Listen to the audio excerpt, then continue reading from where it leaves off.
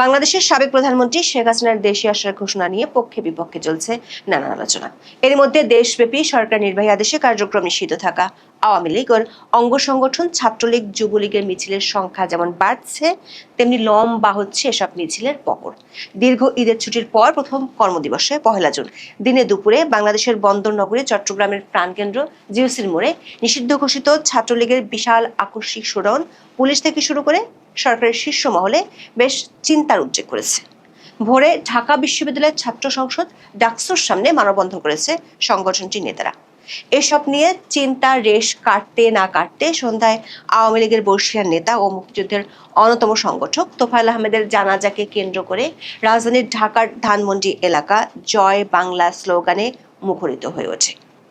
তাৎক্ষণিকভাবে সংবাদ মাধ্যমগুলোর live সম্প্রচারের video প্রশাসনের শীর্ষ মহলকেও ভাবিয়ে তুলেছে। পুলিশ ঘটনাস্থলে তড়িৎ লাঠিচার্জ করে বেশ কয়েকজনকে গ্রেপ্তারও করেছে।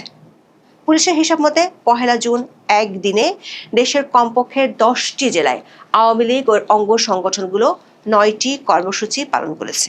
দিন শেষে কার্যক্রম নিষিদ্ধ থাকা দল ও অঙ্গ সংগঠনগুলোর এমন তৎপরতায় জরুরি বৈঠকও হয়েছে প্রশাসনের শীর্ষ পর্যায়ে। পুলিশের ঊর্ধ্বতন কর্মকর্তাদের প্রশ্ন হলো, গত 1 মাসে দলটির প্রায় 500 নেতাকর্মীকে গ্রেপ্তারের পরও এমন মিছিল ঠেকানো যাচ্ছে না, বরং উল্টো বাড়ছে, এবং তা হচ্ছে একেবারে শহরের প্রাণকেন্দ্রগুলোতে। তবে পুলিশের ভাবনার বড় বিষয় হলো, এসব মিছিল করার সময় স্থানীয় জনগণ তাদের সাহায্য করছে। বিষয়টি ব্যাপকভাবে ভাবিয়ে তুলছে প্রশাসনকে। পুলিশের প্রশ্ন, এমন করে কতদিন ঠেকিয়ে রাখা যাবে দলটিকে? দীর্ঘ 7 দিনের ঈদ উল আজহার ছুটি শেষে 1 জুন আনুষ্ঠানিকভাবে খুলেছে দেশের সরকারি অফিস আদালত। দীর্ঘ ছুটির পর প্রথম কর্মদিবসে রাজধানীর বাংলাদেশ সচিবালয় সহ সরকারি দপ্তরগুলোতে যখন একটি মৃদু আমেজ ও ধীর গতির কর্মচাঞ্চল্য বিরাজ করছে, ঠিক তখনই দেশের রাজনৈতিক অঙ্গনে এক আকস্মিক ঝাঁকুনি দিয়েছে কার্যক্রম নিষিদ্ধ থাকা রাজনৈতিক দল বাংলাদেশ আওয়ামী লীগ ও ছাত্র সংগঠন ছাত্রলীগের আকস্মিক রাজপথের তৎপরতা। রাজধানী ঢাকা এবং বাণিজ্যিক রাজধানী চট্টগ্রাম সহ দেশের বিভিন্ন গুরুত্বপূর্ণ মোড়ে দলটির নেতাকর্মীরা ঝটিকা মিছিল বের করেছে। 2025 সালের 12 মে অন্তর্বর্তী সরকারের এক নির্বাহী আদেশে আওয়ামী লীগ ও অঙ্গ সংগঠনগুলোর সমস্ত রাজনৈতিক কার্যক্রম নিষিদ্ধ করা হয়েছিল। ইউনূসের আমলে ত্রয়োদশ জাতীয় সংসদ নির্বাচনের আগে দলটির নেতা কর্মীরা আকস্মিক মিছিল করত। বিএনপি ক্ষমতায় আসার পরও বহু জায়গায় মিছিল করেছে, কিন্তু 1 জুন বাংলাদেশের বন্দর নগরী চট্টগ্রামের 2টি আকস্মিক শোডাউন আগের কর্মকাণ্ডগুলোকে একদমই ছাড়িয়ে গেছে। দৈনিক প্রথম আলোর খবরে বলা হয়েছে, চট্টগ্রাম নগরের জিওসি মোড় এলাকায় মিছিল করেছে নিষিদ্ধ সংগঠন ছাত্রলীগের নেতাকর্মীরা। মিছিলের একাধিক ভিডিও সোমবার সামাজিক যোগাযোগ মাধ্যম ফেসবুকে ছড়িয়ে পড়ে। সকালে সংগঠনের ওমর গনি এমইএস কলেজ শাখার নেতাকর্মীরা মিছিলটি করেছেন। ছড়িয়ে পড়া ভিডিওতে দেখা যায়, নগরের নাসিরাবাদ সরকারি উচ্চ বিদ্যালয়ের অপর পাশ থেকে ছাত্রলীগের নেতাকর্মীরা জিএসসি মোড়ের দিকে এগিয়ে যাচ্ছেন। এই সময় তারা জয় বাংলা, শেখ হাসিনা আসবে সহ নানা স্লোগান দেন। প্রত্যক্ষদর্শীরা জানিয়েছেন, মিছিলে ছাত্রলীগের শতাধিক নেতাকর্মী উপস্থিত ছিলেন। তাদের হাতে থাকা ব্যানারে লেখা ছিল এমইএস কলেজ ছাত্রলীগ। পাঁচলাইশ থানার ভারপ্রাপ্ত কর্মকর্তা জাহেদুল ইসলাম প্রথম আলোকে বলেছেন, তারা ঘটনাস্থলে গিয়ে কাউকে পাননি, তবে ঘটনার ভিডিওগুলো পর্যালোচনা করা হচ্ছে। জড়িত ব্যক্তিদের শনাক্ত করে গ্রেপ্তার করা হবে। চট্টগ্রামের আনোয়ারায় এদিন আরো একটি মিছিল হয়েছে।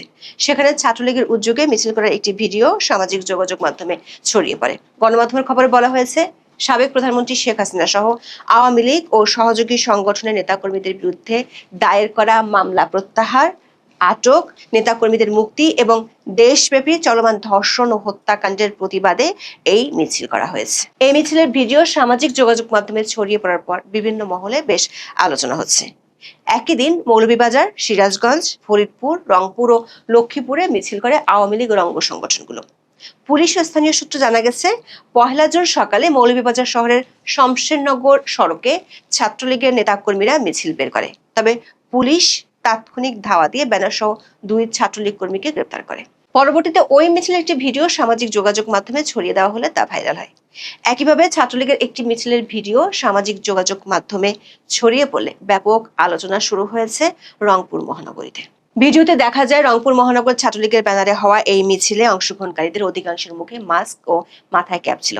ব্যানারে বাংলাদেশ আওয়ামী লীগ ও বাংলাদেশ ছাত্রলীগের উপর নিষেধাজ্ঞা প্রত্যাহার এবং সকল রাজবন্দীর মুক্তির দাবিতে বিক্ষোভ মিছিল লেখা ছিল।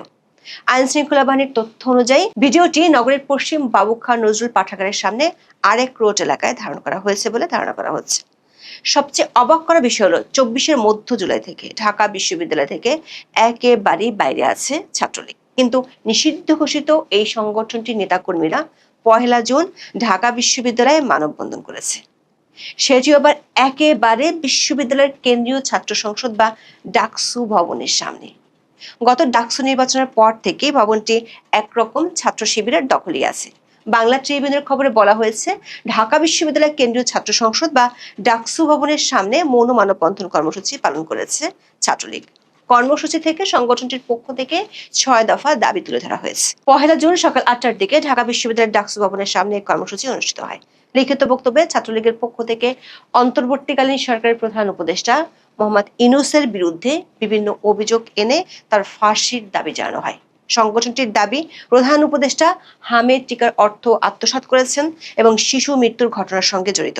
সংগঠনটির উত্থাপিত 6 দফা দাবির মধ্যে রয়েছে সারা দেশে সংগঠনটির নেতা কর্মীদের বিরুদ্ধে দেওয়া বহিষ্কারাদেশ ও মামলা প্রত্যাহার, গ্রেপ্তার হওয়া কর্মীদের নিঃশর্ত মুক্তি এবং নতুন করে সোনান অ্যারেস্ট দেখানো বন্ধ করা। এছাড়া নারী ও শিশু হত্যা, ধর্ষণ, মাদ্রাসায় শিশু নির্যাতন এবং অনলাইনে নারী হয়রানির সঙ্গে জড়িতদের চিহ্নিত করে দৃষ্টান্তমূলক শাস্তি নিশ্চিত করার দাবি জানানো হয়। এ বিষয়ে জানতে চাইলে ঢাকা বিশ্ববিদ্যালয়ের প্রক্টর মোহাম্মদ ইসরাফিল রতন গণমাধ্যমকে বলেছেন, কারা এই কর্মসূচিতে অংশ নিয়েছে তা শনাক্ত করতে সিসিটিভি ফুটেজ পর্যালোচনা করা হচ্ছে। বিষয়টি নিশ্চিত হওয়ার পর বিস্তারিত জানানো হবে। দিনব্যাপী দেশের নানা স্থানে ছাত্রলীগ, আওয়ামী লীগের এসব কর্মসূচির খবর গণমাধ্যম ও সামাজিক মাধ্যমে ছড়িয়ে পড়ে এবং তা নিয়ে নানা আলোচনা হচ্ছিল। এর মধ্যে সাবেক মন্ত্রী ও আওয়ামী লীগের বর্ষিয়ান নেতা তোফায়েল আহমেদের মৃত্যুর খবর আসে। সোমবার বেলা 3:30টায় রাজধানীর স্কয়ার হাসপাতালে চিকিৎসাধীন অবস্থায় শেষ নিঃশ্বাস ত্যাগ করেন তিনি। তার বয়স হয়েছিল 82 বছর। তোফায়েল আহমেদের রাজনৈতিক জীবন ছিল বর্ণাঢ্য।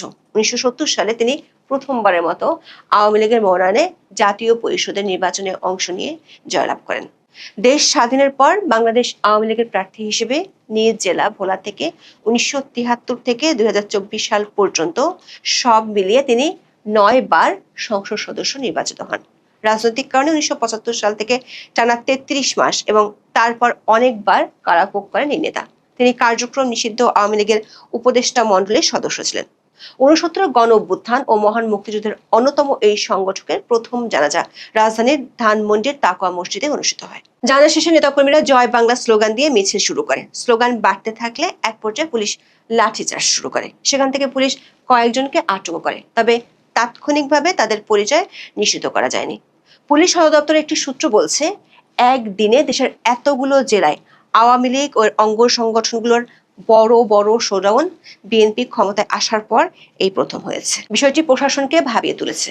পুলিশের একটি গোয়েন্দা উইং এর মতে, আওয়ামী লীগের অঙ্গ সংগঠনগুলো যেভাবে দেশে কাজ করছে, পুলিশ সেটার নাম দিয়েছে অপারেশন চক্রবাল। কিন্তু এতদিন যেসব মিছিল হতো সেগুলোতে জনসমাগম এতটা ছিল না। কিন্তু 1 জুন প্রথমে চট্টগ্রাম শহরে, পরে ঢাকার ধানমন্ডিতে এত বেশি লোক সমাগম হয়েছে, যেটি পুলিশকে নতুন করে ভাবাচ্ছে। পুলিশ ও স্থানীয় সূত্রে জানা গেছে, গত 24 এপ্রিল থেকে 20 মে পর্যন্ত নগরের জিওসি মোড়, 16 শহর, সিআরবি, মেহেদীবাগ, খুলশী ও কোতোয়ালি সহ বিভিন্ন এলাকায় অন্তত 10টি ঝটিকা মিছিল হয়েছে। চট্টগ্রাম পুলিশের একজন ঊর্ধ্বতন কর্মকর্তা বলছেন, সেসব মিছিলে স্থানীয় বা আশপাশের লোকজন তাদের সাহায্য করতেও দেখা যাচ্ছে। বিশেষ করে পুলিশ এসব মিছিলের পেছনে ধাওয়া দিলে তখন সিএনজি ও অটোরিকশাওয়ালারা দ্রুত পালাতে মিছিলকারীদের সাহায্য করছে। ওই পুলিশ কর্মকর্তারা মনে করেন, এভাবে জনসমর্থন থাকলে পুলিশের পক্ষে আওয়ামী লীগ ও ছাত্রলীগের মিছিল ও তৎপরতা ঠেকানো সম্ভব নয়। দর্শক, আওয়ামী লীগের অঙ্গ সংগঠনগুলোর এই মিছিলের ঘটনাগুলো বাড়ছে যখন অতি সম্প্রতি ভারতের দিল্লিতে থাকা আওয়ামী লীগ সভানেত্রী এবং বাংলাদেশের সাবেক প্রধানমন্ত্রী শেখ হাসিনা দলের নেতা কর্মীদের দেশে ফেরার এবং স্থানীয় সরকার নির্বাচনে অংশ নেয়ার নির্দেশ দিয়েছেন। একই সাথে আন্তর্জাতিক অপরাধ ট্রাইব্যুনালের মৃত্যুদণ্ডে দণ্ডিত হওয়ার রায় হওয়ার পরও তিনি যে কোনো উপায়ে দেশে ফেরার ঘোষণা দিয়েছেন। সরকারি একটি গোয়েন্দা সংস্থার প্রতিবেদনে বলা হয়েছে, দেশের অর্ধেক জেলা ও উপজেলায় ছাত্রলীগ এবং যুবলীগের নতুন কমিটি দেওয়া হয়েছে। দিল্লি থেকে শেখ হাসিনা প্রায় তৃণমূলের নেতাকর্মীদের সাথে অনলাইনে কথা বলছেন, নির্দেশ দিচ্ছেন। ফলে স্থানীয়ভাবে ব্যাপক ধরপাকড়ের পরও আওয়ামী লীগ ও অঙ্গ সংগঠনের নেতা কর্মীদের বাগে আনতে পারছে না পুলিশ। চট্টগ্রামের মতো বড় ধরনের শোডাউন আরও একটি মেট্রোপলিটন ও জেলা শহরে হওয়ার আশঙ্কা করা হয়েছে ওই প্রতিবেদনটিতে। পুলিশ কর্মকর্তারা মনে করেন এমনিতেই আইন শৃঙ্খলা পরিস্থিতি নিয়ন্ত্রণে রাখতে হিমশিম খেতে হচ্ছে পুলিশকে। বর্তমান সরকারের 100 দিনে খুনের ঘটনা বাড়ছে। 1 জুন দিবাগত রাতে মোহাম্মদপুরের ছিনতাই ঘটনার ভিডিও ভাইরাল হওয়ার পর রাজধানীবাসীর মধ্যে আতঙ্ক বাড়ছে। এমন পরিস্থিতিতে আওয়ামী লীগ ছাত্রলীগের শোডাউন ঠেকানো পুলিশের পক্ষে প্রায় অসম্ভব। বিষয়টি রাজনৈতিকভাবে সমাধানই ভালো মনে করেন পুলিশ কর্মকর্তারা। এখন দেখার বিষয় সরকারের শীর্ষ মহলে এ নিয়ে কি প্রতিক্রিয়া হয়। এখন এ পর্যন্ত সবাই ভালো থাকুন, সুস্থ থাকুন, নিরাপদে থাকুন। দেখা হবে আগামী পর্বে।